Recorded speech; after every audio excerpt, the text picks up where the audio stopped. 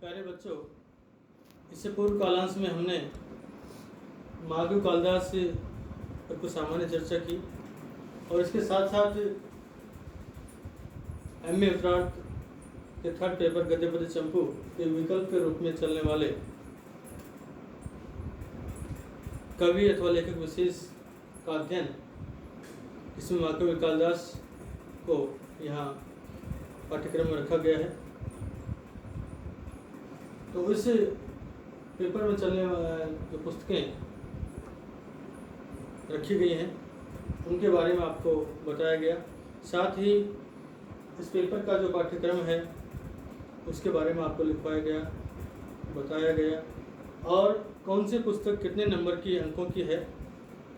100 number का जो आपका पेपर है वो किस तरह से आपको विभाजित है पुस्तकों के अंतर्गत, ये आपको लिखवाया गया और बताया गया।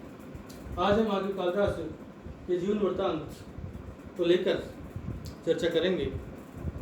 तो महाकवि कालिदास के संबंध में न केवल भारतीय विद्वानों ने अपितु पाश्चात्य जो विद्वान हैं उन्होंने बड़े सराहनीय कार्य किए हैं, किंतु अधिकतर जो विद्वान हैं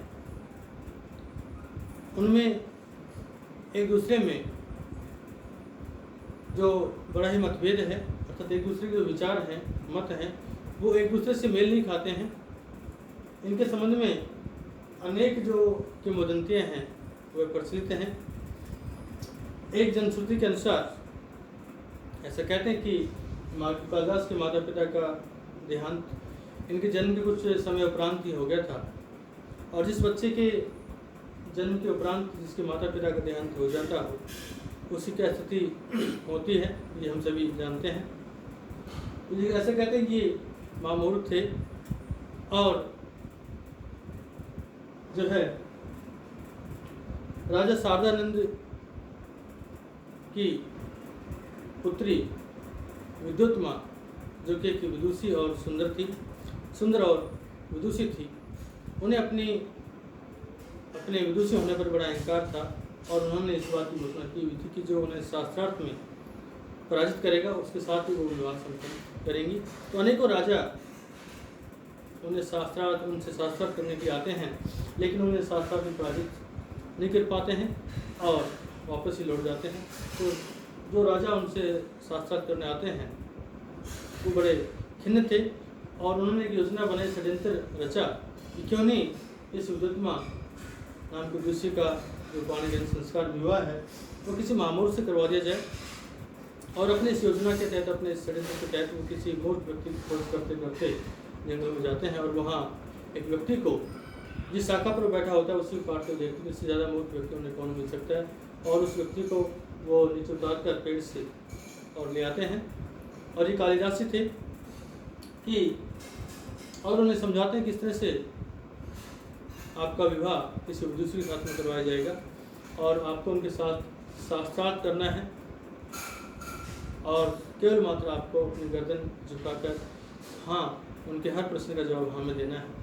ऐसे ही कालिदास ने किया और कुल मिलाकर अंत में महाकवि कालिदास का और विद्युत्मा नाम के विदुषी का विवाह संपन्न हो जाता है। लेकिन एक रात विद्युत्मा के द्वारा ऊँट को देखकर ये पूछा जाता है कि किम इदम, और कालिदास के द्वारा जवाब दिया जाता है ऊँट।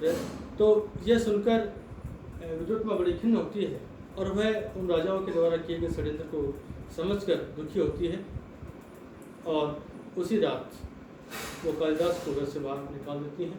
और कालिदास से बड़े खिन्न होकर, दुखी होकर घर से बाहर निकल जाते हैं और काली के मंदिर में जाकर काली की पूजा करते हैं और उनकी पूजा से खुश होकर, प्रसन्न होकर काली उन्हें वरदान देती हैं कि आज के बाद आप शास्त्रार्थ में बड़े निष्णात हो जाएंगे, बहुत बड़े विद्वान बन जाएंगे। और वहाँ से इस वरदान को पाकर और महाकवि कालिदास शास्त्र में निष्णात होकर और एक विद्वान बनकर जो है वापस रात्रि में ही, क्योंकि उनकी पत्नी ने उनको रात्रि में घर से बाहर निकाला था इसलिए रात्रि में वापस आते हैं और गेट पर आकर बोलते हैं अनावृत कपाटम द्वारम देही, और अंदर से आवाज़ आती है विद्युत्मा की कि रात्रि में कोई विद्वान मुझसे साक्षात करने आए क्या, कि अस्ति कश्चित वाद विशेष है। और महाकवि कालिदास ने इन तीन उस विद्युत्मा के इन तीनों शब्दों से जो है 3 ग्रंथों की रचना कि अस्थि शब्द से अस्थि उत्तरश्याम ऋषि देवात्मा हिमालय नाम न गतिराजय से कुमार शंभु महाकाव्य की रचना की। और वाक आपका अस्थि और कश्चित पद से जो है कश्चित कांता विरह गुरुणा, इससे मेघदूत नामक खंड काव्य की रचना की। और वाक पद से वागार्थ अभी संप्रक्तो वागार्थ प्रतिपत्ति है जगत पितरो वंदे पार्वती परमेश्वरो, इससे आपकी रघुवंश जो महाकाव्य है इनकी उन्होंने रचना की। तो इस प्रकार कुल मिलाकर विद्वत्मा के द्वारा बोले गए 3 पदों से महाकवि कालिदास ने 2 महाकाव्य की और 1 खंड काव्य की रचना की। तो इस तरह से ये उनकी 3 रचनाओं के बारे में हमें जो है सुनने को मिलता है कि उनके द्वारा बोले गए 3 पदों से उन्होंने 3 ग्रंथों की रचना की। एक अन्य जो है किंवदंती है उसके अनुसार ऐसा कहते हैं कि इनकी जो हत्या है वह है किसी वेश्या के हाथ हुई। ऐसा माना जाता है कि महाकवि कालिदास जो है वो अपनी पत्नी के जो है उससे अपमान से तिरस्कार से ही विद्वान बने थे, इसलिए वो अपनी पत्नी को गुरु और माता के समान मानने लगी।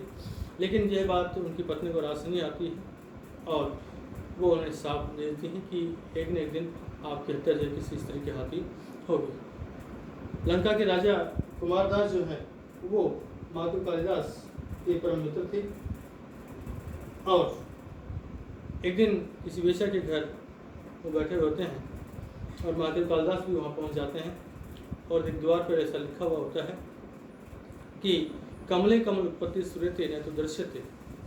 और महाकवि राजा ने इस बात की घोषणा की कि जो इस समस्या की पूर्ति करेगा तथा इस श्लोक का द्वितीय चरण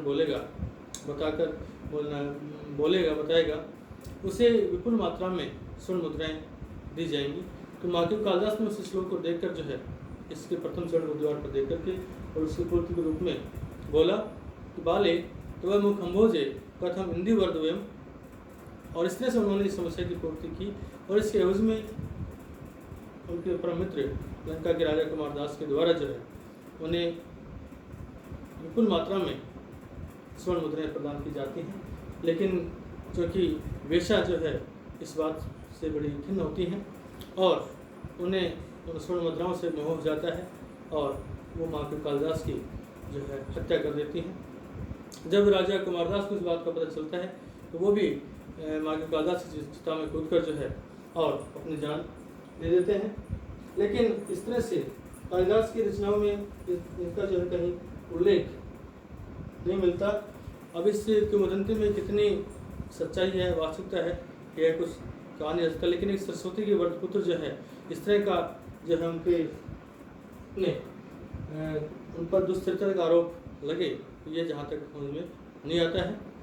और यह जरूर है कि ये निश्चित है कि महाकवि कालिदास जो है का यश और उनकी उद्धता जो है वो निश्चित ही इससे कुछ जहाँ तक है मैं समझता हूँ प्रभावित हुई होगी। एक अन्य जनश्रुति के अनुसार ये राजा विक्रमादित्य की सभा के नवरत्नों में से एक थे।